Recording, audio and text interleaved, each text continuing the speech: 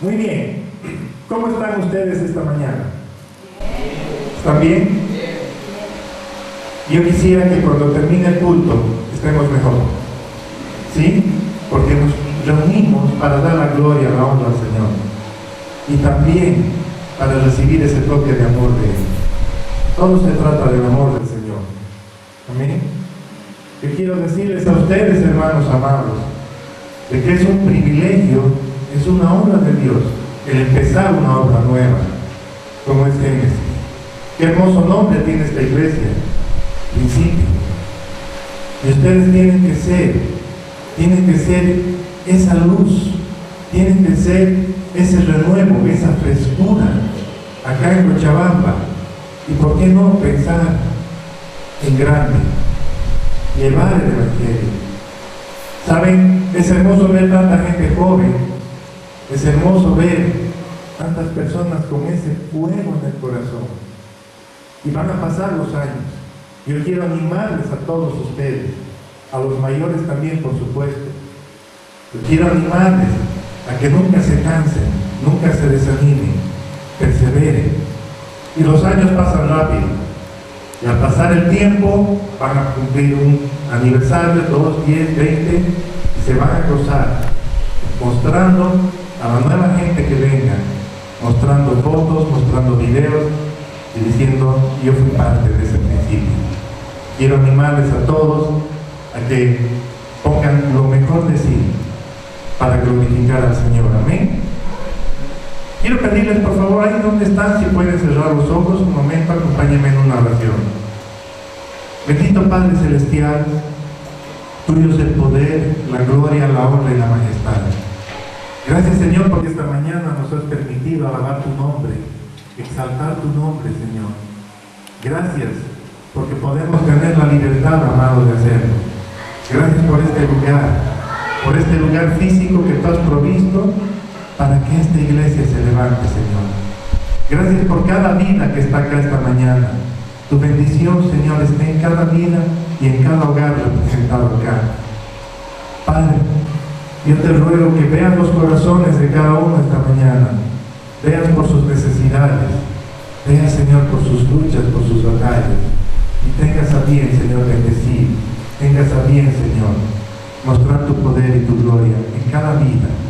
Levanta cada día más y más a esta iglesia. Tu bendición esté acá, tu protección, Señor. Bendice al pastor y bendice a los líderes que han tomado la responsabilidad de llevar adelante esta obra. Y que cada día, Señor, para tu gloria y tu honra, prospere conforme a ti. Gracias, Padre, en el nombre de Jesús. Amén. Amén. Bueno, el pastor decía, está con una serie y me agarró de compartir un poco por qué debo compartir mi fe, por qué cada uno debe compartir su fe. Vámonos al primer versículo, a Lucas 19:10. En Lucas 19:10 dice, la prédica empieza con una pregunta, ¿verdad? ¿Por qué debo compartir mi fe? Y Lucas 19:10 dice, porque el Hijo del Hombre vino a buscar y a salvar lo que se había perdido. Entonces, el Señor Jesús, ¿qué vino a buscar? No se busca lo que no está perdido, ¿verdad? ¿Sí o no? ¿Alguna vez han perdido algo? Una llave, sus lentes, el reloj. No voy a decir celular porque todos se estremecen, ¿no? Eso es lo más trágico que hay hoy en día. Cuando perdemos algo, ¿qué hacemos? ¿Hola? Buscamos. Amén, gracias. El Señor Jesús vino a buscarnos porque estábamos perdidos. Se había perdido la comunión con Él, con el Señor. El pueblo de Dios, el pueblo de Israel, no tenía comunión con Dios.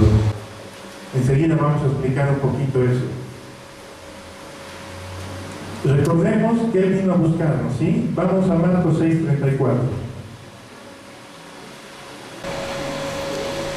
Marcos 6:34. ¿Qué dice Marcos 6:34?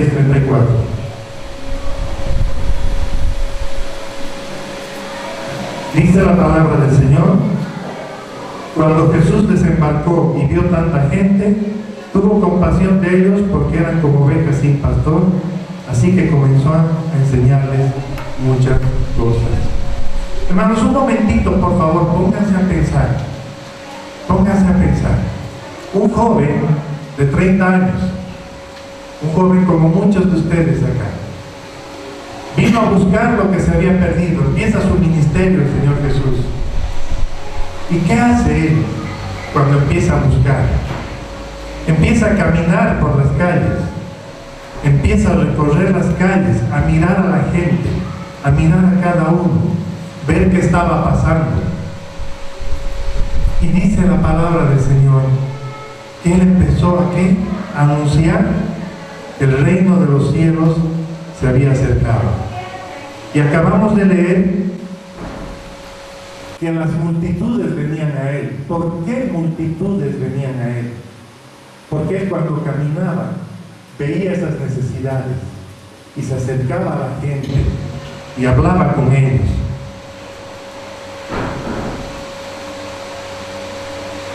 Hablaba con la gente y hablaba diferente. El Señor Jesús hablaba como quien tiene autoridad.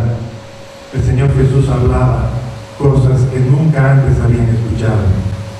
¿Alguien dice amén? Amén. Y las multitudes venían a él, se acercaban, y él hacía cosas impensables, él hacía cosas inimaginables. Por ejemplo, piensen un momento, un día vienen y le dicen: esta mujer ha sido sorprendida en adulterio, la ley dice que hay que apedrearla. ¿Y tú qué dices? Dije, ¿qué pasaba con el Señor Jesús? Él vino a buscar lo que se había perdido, él vino a traer las buenas nuevas, pero al mismo tiempo ese joven tenía una oposición, tenía una gran oposición de aquellas personas que habían estructurado una religiosidad, de aquellas personas que tenían un concepto de Dios, de aquellas personas que estudiaron y impusieron cosas al pueblo. Y el Señor Jesús viene y rompe esas estructuras. Y Él dice: que esté libre de pecado, arroje la primera piedra. Y la gente sorprendida.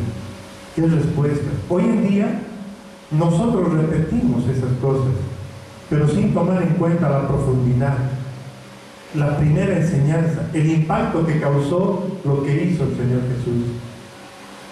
Otro ejemplo, el paralítico de Betesda, que el Señor Jesús viene y le dice: ¿quieres ser sano? Y él le dice: Señor, quiero, pero no hay quien me ayude a meterme al estanque. Cuando trato, alguien me ganó, porque solo uno era sanado cuando el ángel descendía. Entonces el Señor Jesús le dice: toma tu lecho y anda. ¿Y qué ocurre? Este hombre agarra su lecho y estaba caminando, arrastrándolo, cargándolo, no sé, la palabra no dice, pero tomó su lecho y anduvo. Y vienen los fariseos.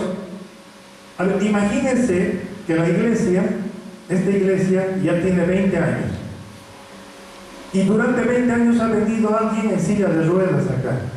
Durante 20 años alguien ha traído a un hermano o una hermana en silla de ruedas. Y un día ese hermano o esa hermana entra por la puerta caminando. Nosotros vamos a decir gloria a Dios, ¿sí o no? Pero los fariseos lo vieron. ¿Qué haces cargando tu lecho en un día de reposo? Nadie se asombró de que esté caminando. Nadie.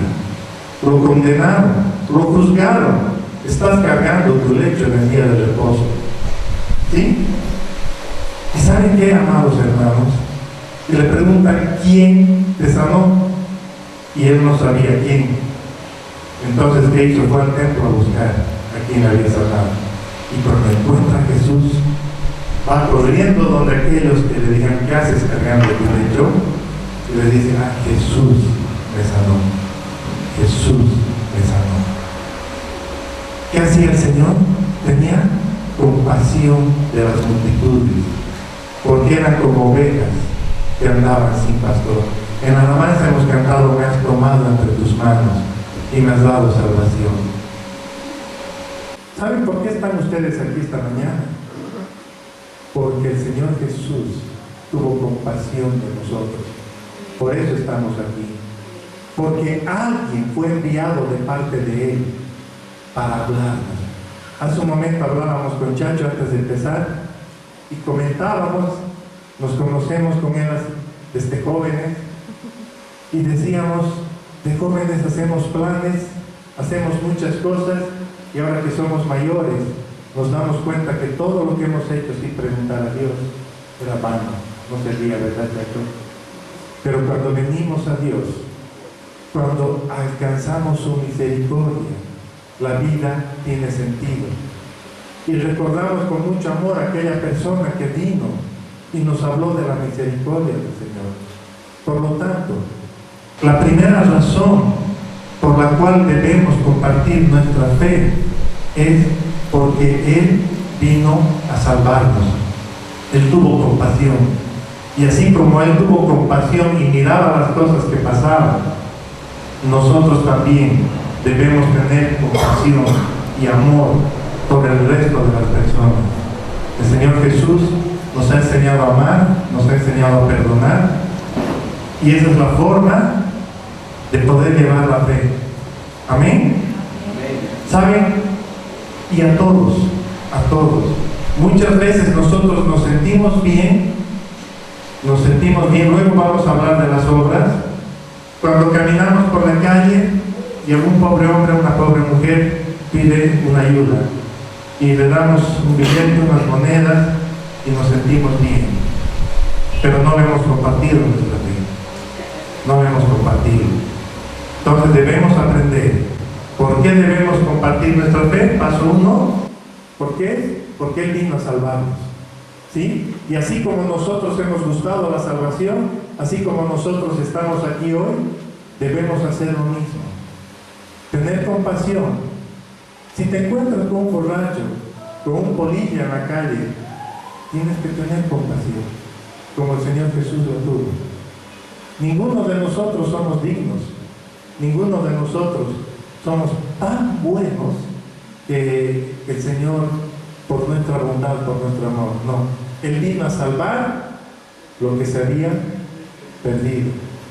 Aún aquellos que han nacido en hogares cristianos han escuchado el Evangelio. La salvación no es hereditaria. Jonathan una vez compartía en el muro en la iglesia y él decía: me alegro mucho que el ministerio tampoco sea hereditario. Es un compromiso que se hace personalmente. Amén. Tu relación con Dios es personal. La fe no la heredas. La fe la recibes del autor y consumador de la fe, que es Cristo Jesús. Amén. Entonces, ¿para qué? Para poder nosotros tener compasión de la gente, igual que el Señor Jesús la tuvo y la tiene. Ahora eres un instrumento en sus manos. Amén. Paso 2. Porque de nada sirve la fe si no la manifestamos con obras. ¿Qué dice Santiago? Vámonos a Santiago. Son versículos demandantes ahí en Santiago. Santiago 1, 22 dice: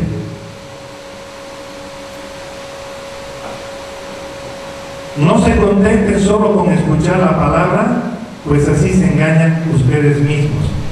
Llévenla a la práctica. Voy a repetir una vez más. No se contenten con qué, sino, ¿qué debemos hacer? Llevar a la práctica. ¿Saben qué, hermanos amados? Permítame decirles que durante muchos años, en mi juventud, yo asistía a la iglesia, pero me contentaba con escuchar la palabra. Yo decía: que el pastor la lleve a la práctica, que él haga, que él vaya al hospital, que él vaya a predicar, que es su trabajo, es su deber. Pero me di cuenta que yo no crecía. Iba, escuchaba la palabra, pero no pasaba nada en mi vida. Seguía igual. Amaba a Dios, buscaba vivir una vida conforme al Señor, pero veía que otros crecían veía que otros eran tomados en cuenta en la iglesia y yo no, y yo estaba muy cómodo ahí. Y alguna vez mi esposa me dijo, tú tienes un llamado, y yo le dije, ni sueñes, le dije. Y ella me dijo, no pelees contra Dios. Y el Señor me fue llamando, y cuando entendí que nos engañamos a nosotros mismos siendo solamente oidores, esta palabra a mí me sacudió. Tenemos que ser hacedores, y la primera forma en la que eres hacedor es compartiendo tu fe. Amén. Es la primera demanda que el Señor hace en nuestras vidas. Lo que tú has recibido no es para que te lo guardes. ¿Alguna vez en su casa han abierto un frasco de algo que hubieran guardado, que se olvidaron, ya venció, y lo destapan y como huele? Hay que botar la basura, ¿no ven? No te guardes la fe, no te guardes. Todo lo que guardamos no sirve, ¿sí? Es mejor usar. Además, en el reino de Dios las cosas son diferentes que en este mundo. En este mundo lo que damos, lo gastamos. En el reino de Dios lo que das, lo inviertes. Cuando tú te vacías, el Señor te aumenta. Tú te vuelves a vaciar, el Señor te da más. Amén. Cuando tú das tu tiempo al Señor, aunque no me creas, el Señor va a multiplicar tu tiempo. Si estás estudiando o estás trabajando y buscas un tiempo en tu trabajo, en tus estudios, para poder compartir tu fe, te vas a asombrar cómo el Señor te va a dar tiempo para estudiar y para compartir más. Amén. Seguimos en Santiago y dice el 2:17. En el 2:17 dice, así también por la fe por sí sola, si no tiene obras, está muerta. Amén. Hermanos amados, la fe por sí sola, si no tiene obras, está muerta. Miren, hay muchas instituciones de beneficencia y está bien, de ninguna manera está mal. Se hacen obras. Yo bendigo y agradezco a Dios por esos canales de televisión que cuando hay un niño quemado o hay alguna necesidad, una operación de alguien, dan sus micrófonos, sus pantallas para recaudar fondos. Está bien, y se salvan niños, se salvan personas que necesitaban una cirugía, que necesitaban algo. Amén. Pero en esas obras no se comparte la fe. Entonces muchas veces nosotros creemos que haciendo una obra, simplemente una obra, ya está. Pero dice que debemos hacer obras de fe. Entonces, ¿cuál es la diferencia entre hacer una buena obra y hacer una obra de fe? Hay una gran diferencia. Hacer una obra de fe es hacer una obra conforme a lo que el Señor nos está guiando a hacer. ¿Debemos ayudar? Sí. ¿Debemos colaborar en todo? Sí. Pero las obras de fe son aquellas obras que hacemos creyendo que el Señor nos ha mandado a hacer y además bendiciendo a las personas. Qué bueno es ayudar, pero llevando el Evangelio, llevando ese mensaje de fe. Amén. Qué bueno es ir a un hospital, poder llevar, por decir, algunos alimentos o cosas, pero llevando el Evangelio. Esa es obra de fe y no simplemente buenas obras. Amén. Entonces, el primer deber es compartir nuestra fe. A partir de ese momento, las otras cosas son añadidas. Todo lo que haya que hacer. Si tenemos que ir a evangelizar, si tenemos que limpiar la iglesia, si tenemos que hacer cualquier cosa, eso viene como resultado de nuestra fe. Si no hubiera fe, esta iglesia no se hubiera levantado, pero se ha levantado con fe. Amén. ¿Sí? Entonces, tenemos que mostrar nuestra fe por nuestras obras. Y la primera gran obra de fe es compartir y que te animes, que cada uno se anime a orar por alguien. ¿Sí? Esa es una obra de fe. Cuando alguien te cuenta un problema, que tú le digas, ¿puedo orar por ti? Entonces ahí vas a ver los resultados de tu fe. tener el corazón de Jesús, tener la compasión por las personas como las que el Señor Jesús tuvo y las tiene. Amén. Si te peleas con el vecino, en vez de pelearte, si él te busca pelear, ten compasión de él, porque no conoce lo que tú conoces. Ora por él, y en algún momento, aunque él se declare tu enemigo, dale un abrazo y dile: quiero orar por ti. Vas a ver cómo esa fe es respondida por el Señor. Amén. Y se los digo no porque es teoría, sino porque está escrito en la palabra y porque nosotros lo hemos vivido y lo vivimos. Muy bien, la tercera razón: porque es un mandato predicar la fe y el Evangelio son inseparables. Cuando compartimos nuestra fe, no podemos separar del Evangelio, no podemos separar de la palabra de Dios, porque podemos compartir fe, pero ¿fe en qué? En Jesús. Fe en aquel que vino a esta tierra, se hizo hombre. Fe en aquel que murió por ti y por mí. Fe en aquel que dejó su trono y vino a esta tierra y se humilló hasta lo máximo. Amén. Entonces tenemos que predicar el Evangelio con nuestra fe. Nuestra fe tiene que reflejar que creemos en lo que estamos hablando, que creemos en la palabra de Dios, y que la palabra de Dios es viva y eficaz y que Él obra, y que este Evangelio, esta palabra escrita hoy, es una palabra viva que el Señor habla y el Señor nos usa a nosotros. Si hemos recibido, debemos hacerlo. Vámonos a 1 Corintios 9:16.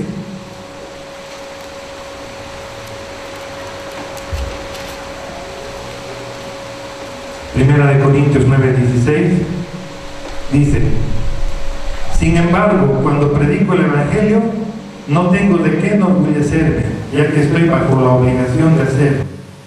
Ay de mí, si no predico el Evangelio. Amén. Ay de mí, si no predico el Evangelio. Tal vez alguien me pueda decir: bueno, esto lo dijo Pablo, tremendo apóstol, tremendo hombre de Dios que fue por todas partes, levantó iglesias. ¿Acaso no lo dijo por nosotros? Voy a repetir este versículo porque es muy profundo. Sin embargo, cuando predico el Evangelio, no tengo de qué enorgullecerme, ya que estoy bajo la obligación de hacerlo. Ay de mí, si no predico el Evangelio. Ya les he contado hace un momento, yo no quería predicar el Evangelio, pero ay de mí, porque el Señor se ocupó de apretarme a tal momento, a tal punto, que tuve que doblar rodillas y pedirle perdón al Señor y decirle: Señor, tengo que hacer, ayúdame. Amén. Ay de mí si no predico el Evangelio, dice él, y ay de nosotros si no predicamos el Evangelio. ¿Y saben qué? Dice que no tenemos de qué gloriarnos. Si vamos donde una persona o una familia y compartimos nuestra fe, y esa familia o esa persona viene al Señor, la gloria es para Él. Nosotros no tenemos nada de qué gloriarnos. Somos siervos que estamos sirviendo a Dios. Eso es todo. Tener la compasión que Él tiene, servir a Dios, compartir nuestra fe, ser ejemplo vivo. Amén. Dice la palabra en 1 Timoteo 4:12.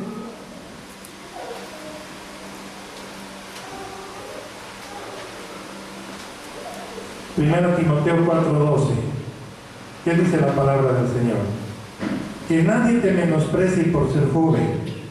Al contrario, que los creyentes vean en ti un ejemplo a seguir en la manera de hablar, en la conducta y en amor, fe y pureza. Que nadie tenga en poco tu juventud. Hermanos amados, ¿cuántas veces yo hablo con jóvenes, con ustedes, como la mayoría que están acá? Y aprendo, y me enseñan cosas.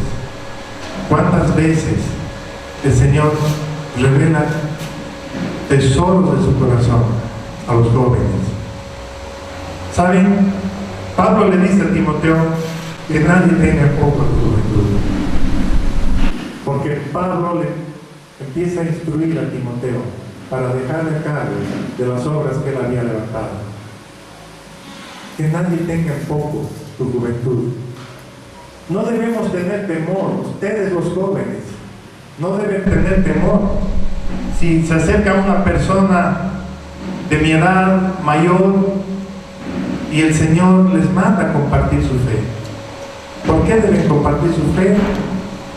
Porque es un mandato de Dios. Y no importa la edad, con el Señor no hay edades. No se sientan menos frente a una persona mayor. No crean que los mayores, por ser mayores, pueden saber más. Ya les dije, el Señor Jesús a sus 30 años se enfrentó con una casta religiosa de personas mayores de 70, 80 años que se conocían las leyes pero de memoria, y el Señor Jesús les dice: conocen tanto y no saben darse cuenta que lo que han leído habla de mí. Y los otros se rasgaban las vestiduras porque conocían pero no tenían. ¿Qué no tenían? Al Señor Jesús, no tenían el Espíritu. ¿Sí?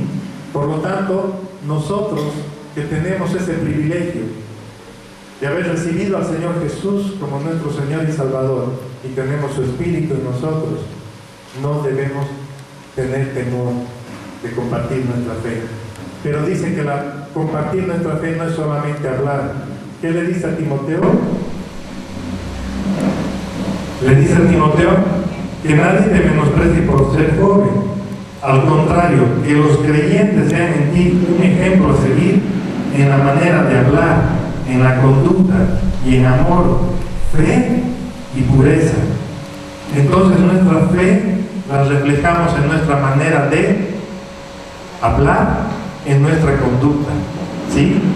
Qué lindo es ver que un joven asombra a un mayor por su ejemplo de conducta, por su forma de hablar. Eso sí que impacta tremendamente. Que hable con fe y lo demuestre con sus actitudes. ¿Sí? Es algo precioso. Y los que somos mayores, también, nuestro ejemplo debe ser igual. Debe ser igual, exactamente igual. Pureza, fe. Nuestro hablar tiene que reflejar nuestra actitud. ¿Sí? Hace años había una pareja que en la iglesia era preciosa, muy tiernos y amorosos.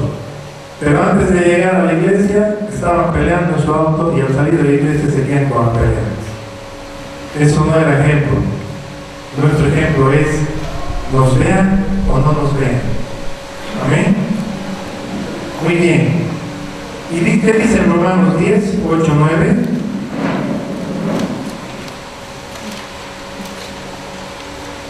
Romanos 10.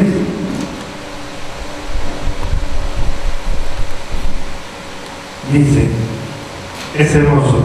¿Qué afirma entonces? La palabra está cerca de ti, la tienes en la boca y en el corazón. Esta es la palabra ¿de qué? De fe que predicamos. Que si confiesas con tu boca que Jesús es el Señor y crees en tu corazón que Dios lo levantó de entre los muertos, serás salvo. Esa es la palabra de fe que predicamos. ¿Amén? ¿Pero qué dice? La fe que vas a enseñar, la fe que predicas, tiene que ser, lo que hablas, tiene que estar grabado en tu corazón. Lo que tú tienes en tu corazón, tienes grabado. Por eso dice en Proverbios: de la abundancia del corazón habla la boca. ¿Sí o no?